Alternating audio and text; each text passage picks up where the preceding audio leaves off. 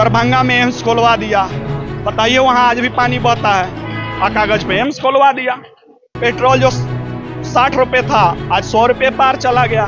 Gas जो 400 रुपए मिलता था आज 1200 रुपए पार चला गया। कौन चेहरा नरेंद्र मोदी का? चेहरा तो नरेंद्र मोदी कोरोना के वैक्सीन के सर्टिफिकेट पे भी लगाए थे, क्यों उतार लिए चेहरा वहां से? ताली और थाली पिटवा करके देश के लोगों को सुई पानी चढ़वा करके सुई दिलवा करके नरेंद्र मोदी कह दिया कि फ्री में वैक्सीन। कन्हैया कुमार बोलते हैं कि गरीबी से आजादी, किसको पसंद नहीं है जी?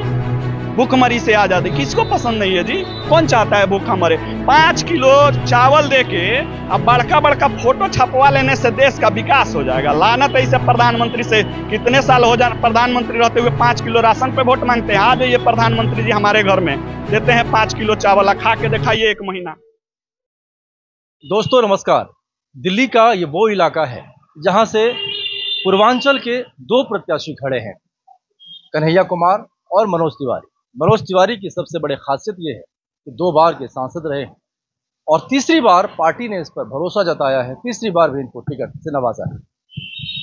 और विपक्ष में कन्हैया कुमार है। कन्हैया कुमार की राजनीति छात्र जीवन से शुरुआत होती है और तमाम ऐसे मुद्दों पर बेबाक अपनी राय रखते हैं, साथ ही देश में हो रहे तमाम ऐसे गतिविधियों पर उनकी नजर रहती है। ऐसे में छात्र संगठन के मजबूत दावेदार के रूप में हमारे साथ में उनके समर्थन करने के लिए, कन्हैया कुमार के समर्थन करने के लिए हमारे बीच में मौजूद हैं। इनसे बातचीत करेंगे और जानने की कोशिश करेंगे कि आखिर किस तरीके की राजनीति देश के अंदर में हुई है जब कन्हैया कुमार का पदार्पण हुआ। और एक बार जब वो बिहार से उन्होंने चुनाव भी लड़ा, वहां से विजयश्री तो नहीं हो पाए लेकिन बहुत हद तक उन्होंने सामना किया था। और अब दिल्ली से, चूंकि दोनों पूर्वांचलियों का गढ़ है, और क्या कुछ बताना चाहेंगे आप? देखिए, रहा बात बिहार से कन्हैया जी का चुनाव लड़ने का, तो चुनाव तो मनोज तिवारी भी गोरखपुर से लड़े थे और हारे थे। तो चुनाव इस लोकतंत्र में कोई भी कहीं से लड़ सकता है। प्रधानमंत्री गुजरात के होके जाकर के अगर बनारस से चुनाव लड़ सकते हैं तो इस देश का कोई भी नागरिक चुनाव कहीं से लड़ सकता है। लेकिन मेन समस्या ये है कि आप चुनाव लड़ रहे हैं तो क्या वहां के जनता के अधिकार को आप दे रहे हैं कि नहीं दे रहे हैं, जनता के मांगों को पूरा कर रहे हैं कि नहीं। जो मनोज तिवारी, आप मीडिया से हैं, आपसे मेरा एक आग्रह भी होगा आप लोग से कि आप लोग मनोज तिवारी का 10 साल 2 चुनाव लड़े, दोनों चुनाव का निकाल लीजिए मैनिफेस्टो। क्या मैनिफेस्टो दिए थे, उसमें से क्या पूरा किए? आज भी बुराड़ी विधानसभा में जहां हम अभी हैं, जाम की समस्या इतनी है। इस विधानसभा की सिर्फ हम बात करें, लोकसभा को छोड़िए, इतनी जाम की समस्या है, इतने डस्ट हैं, इतने नालों में कचरा है कि आप ये रोड बगल से नहीं गुजर सकते, इतने डस्ट आते हैं, गंध आते हैं। क्या मनोज तिवारी जी, आप तो मखमल के कमरे में सो सकते हैं, मखमल के तरीब बिछा के, लेकिन यहाँ के बुराड़ी विधानसभा के और इस लोकसभा के जनता कैसे रहेगा? इसका कौन सोचने वाला है? मनोज तिवारी जी लच्छदार भाषण दे सकते हैं लेकिन काम नहीं कर सकते हैं। हम लोग चाहते हैं मनोज जी बहुत काम कर लिया, अब आप आराम कीजिए। अब आराम करने का समय आ गया मनोज तिवारी का। और इस देश का सबसे नौजवान, सबसे पढ़ा लिखा जो इस लोकसभा में उम्मीदवार है वो आदरणीय कन्हैया कुमार जी हैं, डॉक्टर कन्हैया कुमार जी। कन्हैया कुमार जी के आने से सिर्फ यहाँ के समस्याओं के नहीं, लगभग देश के प्रत्येक छात्रों का आवाज सदन में उठेगा। इसलिए कन्हैया जी का सदन में जाना बहुत जरूरी है। देखिए, बड़ी बात यह है कि जब 2 टर्म के सांसद रहे मनोज तिवारी और अब कन्हैया कुमार जब यहाँ पे आए हैं, तो लोग कैसे विश्वास करेंगे उनके ऊपर? क्या कुछ ऐसे कार्रवाई होगी जिसकी वजह से वो विश्वास करें? क्योंकि कन्हैया कुमार बिल्कुल यहाँ के लिए नए हैं, दिल्ली के लिए और इस लोकसभा के लिए तो नए हैं। दिल्ली में 2 दिल्ली है, एक गंगा पार वाला दिल्ली, एक गंगा उस पार वाला दिल्ली। उस पार वाला दिल्ली को जाके देखिए और इस पार वाले दिल्ली को देखिए, यही आपको अंतर बुझा जाएगा। और नए तो मनोज तिवारी भी थे यहाँ के लिए, नए तो नरेंद्र मोदी भी थे दिल्ली के लिए, लेकिन दिल्ली के लोग बड़े दिल वाले हैं। कन्हैया को अपना बेटा बना के अपने दिलों में बसा लिए और कन्हैया जी ही इस दिल्ली का विकास करेंगे। और इस लोकसभा में आप देखिएगा देश का सबसे बेहतरीन का बढ़िया काम यहाँ होगा। और एक चीज और आप जानिए, कन्हैया जी जब पहली बार दिल्ली आए थे, पढ़ाई के लिए आए थे, तो इसी लोकसभा के अंदर वो कमरा लिए थे, 300-400 रुपए में कमरा लेकर के छोटे से दरी पे रह के पढ़ाई किए हैं। और यही जगह है जो कन्हैया जी को आज देश का सबसे युवा चेहरा बना दिया। तो हम लोग तो इस मिट्टी को सलाम करते हैं कि इतना बड़ा नेता ही मिट्टी दिया। और कन्हैया जी के लिए लोकसभा नया नहीं है, कन्हैया जी को इस लोकसभा ने देश में एक स्थान दिया है, एक पहचान दिया है। इसलिए हर घर का बेटा कन्हैया कुमार है, हर घर का आशीर्वाद कन्हैया कुमार के साथ है। अच्छा, कन्हैया कुमार का जब जिक्र होता है तो तमाम ऐसे मुद्दे सामने आते हैं। उनका एक वो भाषण शायद सबको याद होगा, जिस तरीके से टुकड़े टुकड़े गैंग की बात होती है, तमाम ऐसे विपक्षी दल टुकड़े टुकड़े की बात करते हैं कि उनका नारा जो है, नहीं वो उन्होंने बुलंद किया है। नहीं, कौन टुकड़े टुकड़े गैंग है? पाकिस्तान में जाके बिना बुलाए बिरयानी खाइएगा तो आप टुकड़े टुकड़े गैंग है कि हम हैं?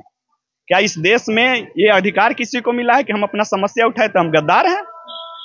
कौन आज अमित शाह और नरेंद्र मोदी क्यों नहीं एक बार जाकर के, जो पुलवामा में हमला हुआ था उस पर वोट मांग ले रहे हैं? पूरा देश जानता है क्या हुआ है। और ये दरी दरी खुलेगा, पत्थर बत्तर खुलेगा। इंडिया गठबंधन का सरकार आने दीजिए। हम लोग देश के साथ हैं, हमारे लिए देश महत्वपूर्ण है। अगर हम अपना अधिकार का बात करते हैं तो हम टुकड़े टुकड़े गैंग हो गए। लानत है इसी राजनीति पे हमको।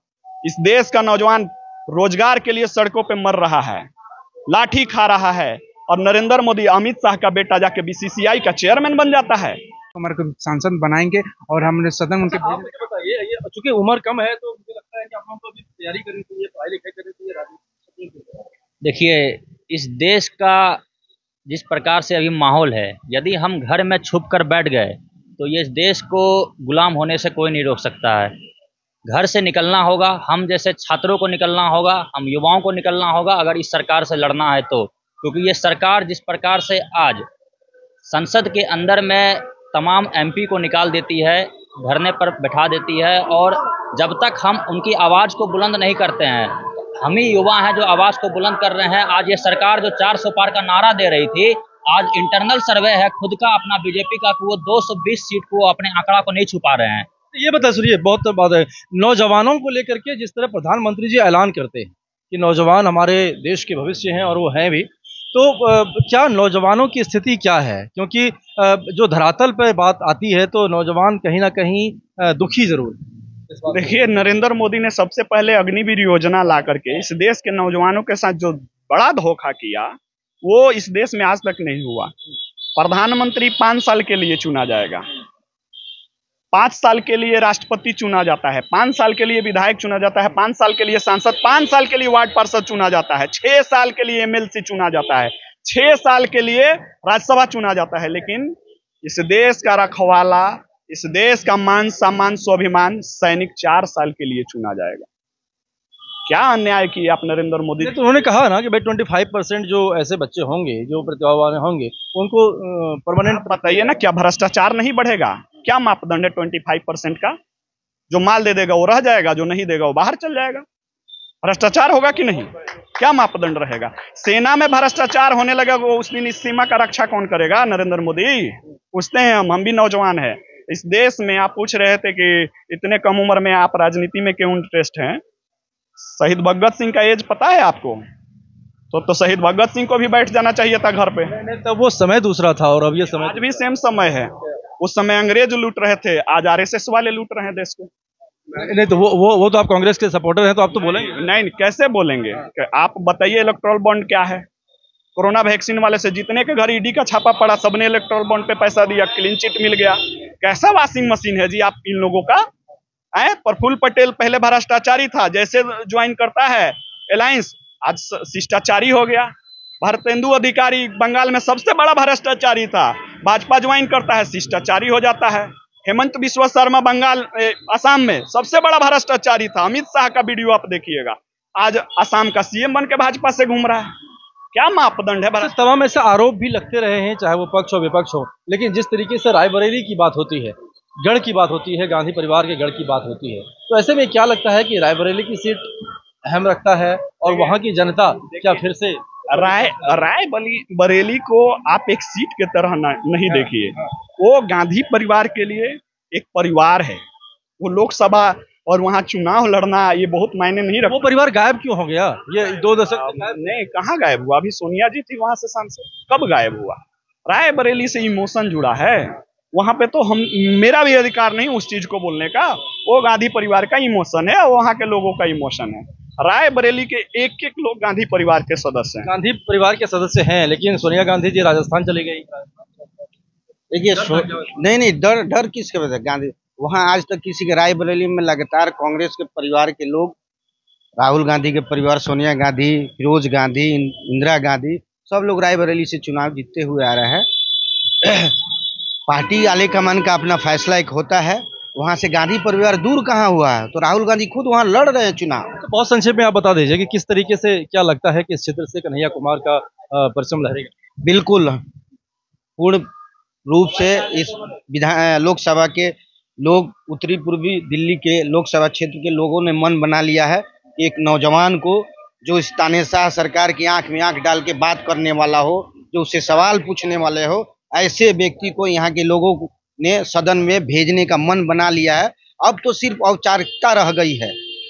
चुनाव तो कन्हैया जी जीत चुके हैं, वन साइडेड चुनाव, अब सिर्फ औपचारिकता है 25 तारीख को मतदान करना। अब लड़ाई तो यहाँ किसी से है नहीं, एक तरफा लड़ाई यहाँ की जनता ने बना दिया है। अब औपचारिकता सिर्फ रह गई है, 25 तारीख को मतदान होगा, 4 तारीख को कन्हैया कुमार या 3-3.5 लाख। यहाँ पर अभिनेता नहीं, नेता चाहिए, हर घर का बेटा चाहिए। कन्हैया कुमार घर घर का बेटा है। आपसे लेंगे कि ये समझा जाए कि नौजवान को यहाँ से चांस मिल रहा है। मोदी ने अपने पत्नी के साथ धोखाधड़ी किया, शादी करके मंगलसूत्र के साथ अन्याय किया। उस मंगलसूत्र के मान सम्मान, उस यशोदा बहन के मान सम्मान को रखते हुए यशोदा के लल्ला कन्हैया को सदन में भेजना जरूरी है। देखिए, बहुत बड़ी बात आपने कहा, मंगलसूत्र का भी आपने जिक्र कर दिया। तो क्या आपको लगता है कि जिस तरीके से विरासत पर टैक्स की बात हो रही है, क्या वो उसका अमली जामा भी आने वाला? मैं तो बस ये पूछूंगा नरेंद्र मोदी, विरासत टैक्स होता क्या है आप बता दीजिए। और बेटा बेटा, बाकी का बेटा कुछ ना, ये नहीं चलेगा। कन्हैया कुमार इस देश के सबसे मूलभूत समस्या, अगर कन्हैया कुमार बोलते हैं कि गरीबी से आजादी, किसको पसंद नहीं है जी? भूखमरी से आजादी किसको पसंद नहीं है जी? कौन चाहता है भूखा मरे? 5 किलो चावल देके अब बड़का बड़का फोटो छपवा लेने से देश का विकास हो जाएगा। लानत है इसे प्रधानमंत्री से, कितने साल हो जाए प्रधानमंत्री रहते हुए 5 किलो राशन पे वोट मांगते हैं। आ जाइए प्रधानमंत्री जी हमारे घर में, देते हैं 5 किलो चावल, खा के दिखाइए 1 महीना। केवल चावल इस देश का समस्या नहीं। देखिए, बड़ी बात यह है कि जब हम क्षेत्र का दौरा करते हैं तो कुछ लोग ये कहते हुए बोलते हैं कि भाई हम नरेंद्र मोदी के चेहरे पे वोट दे रहे हैं, ना हम मनोज तिवारी को देख रहे हैं, ना हम जान रहे हैं। हालांकि बहुत सारे लोग ऑन कैमरा उनको ये भी स्वीकार किया कि हमारे क्षेत्र में वो नहीं आते हैं। हम मुखर्जी नगर इलाके में गए थे और वहां पर हमने लोगों से पूछा कि क्या आपके क्षेत्र में मनोज तिवारी आते हैं, तो उन्होंने बोला हमारे तरफ आते हुए हमने देखा नहीं है, लेकिन हम वोट देंगे बीजेपी को क्योंकि मोदी जी उनका मेन चेहरा। तो क्या आपको लगता है कि आपके तरफ का जो चेहरा राहुल गांधी है, इनके ऊपर लोगों का विश्वास, और इनके ऊपर किस तरीके से लोग विश्वास करें और कैसे इनको? देखिए, हमारा न्याय का गारंटी है। हम प्रत्येक महिला को, अगर हमारी सरकार आती है तो 1 लाख रुपया सालाना देंगे। हम भर्ती भरोसा दे रहे हैं। हमारा ये है कि हम इस देश के नौजवानों को पहली नौकरी पक्की कर देंगे, पहली नौकरी। आज बताइए, हम बस आपसे जानना चाहते हैं, इस देश का जो इतना बड़ा चुनाव हो रहा है, बीजेपी के मैनिफेस्टो के बारे में कोई चर्चा हो रहा है? किसी को पता भी है कि बीजेपी का मैनिफेस्टो क्या है, क्या देना चाहता है बीजेपी? बीजेपी से तो बस हम इतना चाहेंगे कि 14 वाला मैनिफेस्टो ही दिखा दो और एक मैनिफेस्टो में काम पूरा किया हो तो बता दो। दरभंगा में एम्स खोलवा दिया, बताइए वहां आज भी पानी बहता है। कागज पे एम्स खोलवा दिया। पेट्रोल जो 60 रुपए था आज 100 रुपए पार चला गया। गैस जो 400 रुपए मिलता था आज 1200 रुपए पार चला गया। कौन चेहरा नरेंद्र मोदी का? चेहरा तो नरेंद्र मोदी कोरोना के वैक्सीन के सर्टिफिकेट पे भी लगाए थे, क्यों उतार लिए चेहरा वहां से? ताली और थाली पिटवा करके देश के लोगों को सुई पानी चढ़वा करके, सुई दिलवा करके नरेंद्र मोदी कह दिया कि फ्री में वैक्सीन दे रहे हैं, फ्री में। अच्छा, जिस तरीके की क्रांति हुई थी और जो कोरोना का जिक्र आप कर रहे हैं, वैक्सीन देने की जिक्र कर रहे हैं, उस वैक्सीन देने और लेने का जो एक सिलसिला अभी तक शुरू हुआ और जो तमाम ऐसे उजागर हुए इलेक्ट्रॉनिक बॉन्ड के रूप में, क्या कुछ कहना चाहिए? देखिए, कोरोना काल में मोदी जी ने पूरा डंका बजवाया, ढोलक बजवाया, लाइट जलवाया, बॉल जलवाया कि मैं देश के लिए वैक्सीन लेके आ रही हूँ, लोगों की जान बचेगी। आज वही वैक्सीन लोगों की जान ले रही है और उसी वैक्सीन के बड़े बड़े पन्ने पर बड़े बड़े एडवर्टाइजमेंट, बड़े बड़े कवरेज कराते थे कि कोविशील्ड का मैंने वैक्सीन लगा के लोगों को बचाया। आज वही कोविशील्ड वाले लोग हार्ट अटैक कर रहे हैं। तो जब उस समय इतना प्रचार तंत्र इनका मजबूत था और लोगों की जान बचा रहे थे, तो आज उसी कोविशील्ड के ऊपर से अपना फोटो हटाने की क्या मजबूरी है? क्या ये सच नहीं है कि देश के जनता के साथ आपने धोखा किया, देश के जनता को आपने मारना चाहा, देश की जनता को आप मरने के लिए छोड़ दिया और उस सच्चाई को छुपाने के लिए आप तरह तरह के प्रोपगंडा अपना रहे हैं। अच्छा, ये मुझे आप बताइए, क्योंकि आप छात्र राजनीति से हैं और ऐसे पोस्ट पे भी आप हैं, आप मुझे बताइए कि जिस तरीके से कल प्रधानमंत्री जी नॉमिनेशन किया और जो तमाम ऐसे देश और दुनिया में उनकी तस्वीरें गई, बेहद भावुक हो रहे थे, बात बात में उनके आंख छलक रहे थे और वो बता रहे थे कि माँ गंगा ने हमें गोद में अब ले लिया, ऐसा मुझे लगता है, और लोगों का समर्थन प्यार हमें मिल रहा है। क्या लगता है, ऐसे इससे क्या संकेत जाना? देखिए, नरेंद्र मोदी जैसा आदमी जब पहली बार बनारस गए तो बोले मुझे माँ गंगा ने बुलाया है। संबंध जोड़ने में वो माहिर। नहीं, संबंध ये क्या संबंध है? गंगा सूखते जा रही है, गंगा दर्शन जाकर घूम लीजिए, गंगा में कचरा देखिएगा। अरे नमामि गंगे के प्रोजेक्ट के नाम पे इन लोगों ने कितने करोड़ का घोटाला किया है, ये पूरा देश जानता है। आप जान लीजिए, एबीवीपी या भाजयुमो के लड़के को नमामि गंगे के नाम पे कोऑर्डिनेटर बना के मंथली पेमेंट मिलता है, मंथली, नमामि गंगे परियोजना के। इस पे आरटीआई मारिएगा ना तो आपको खुल जाएगा परत दरब। इन्होंने माँ गंगा को भी नहीं छोड़ा। वो कोरोना में लाशें गंगे में बहती हुई दिखी थी, कौन भूलेगा?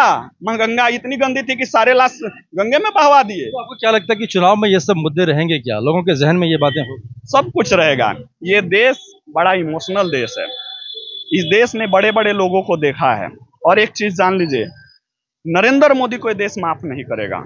नरेंद्र मोदी ने इस देश के गरीबों के सपनों से खेला है, सपनों का सौदागर है। नरेंद्र मोदी ने सपना दिखाया कि प्रति अकाउंट में 15-15 लाख आएंगे। नरेंद्र मोदी ने सपना दिखाया कि प्रति वर्ष 2 करोड़ रोजगार देंगे। आप बताइए कहाँ रोजगार है? वो तो अमित शाह ने बोल दिया, वो तो जुमला था। कैसा जुमला? आपके लिए जुमला हो सकता है, लेकिन इस देश के गरीब के लिए इमोशन था, वो जुमला नहीं था। अमित शाह तो अपने बेटा को बीसीसीआई का चेयरमैन बना सकते हैं, लेकिन हमारे घर के गरीब लड़कों को क्या ग्रुप डी का नौकरी करने का भी अधिकार नहीं मिलता है इस देश में? वो जुमला उनके लिए हो सकता है, हमारे लिए नहीं। अच्छा, 400 पार का नारा दिया है, ये सब प्रोपगंडा है। 4 तारीख को आप देखिएगा, राहुल जी ने भी स्पष्ट किया है, इंडिया गठबंधन के जितने बड़े नेता हैं और इस देश की जितनी जनता है, 400 पार तो उनका सपना है। 4 तारीख को आप देखिएगा कि वो 150 भी पार नहीं कर पाएंगे। ये 4 तारीख को रिजल्ट आपके सामने आ जाएगा। देश की जनता को आप कब तक गुमराह बनाइएगा, कब तक प्रोपगंडा फैला के, झूठ बोल के, कब तक उसके सपनों के साथ खेल कर आप वोट उसका लेते रहिएगा। आज जनता समझ चुकी है, देश इस बात को समझ चुका है कि ये देश नरेंद्र मोदी इन लोग से चलने वाले नहीं है।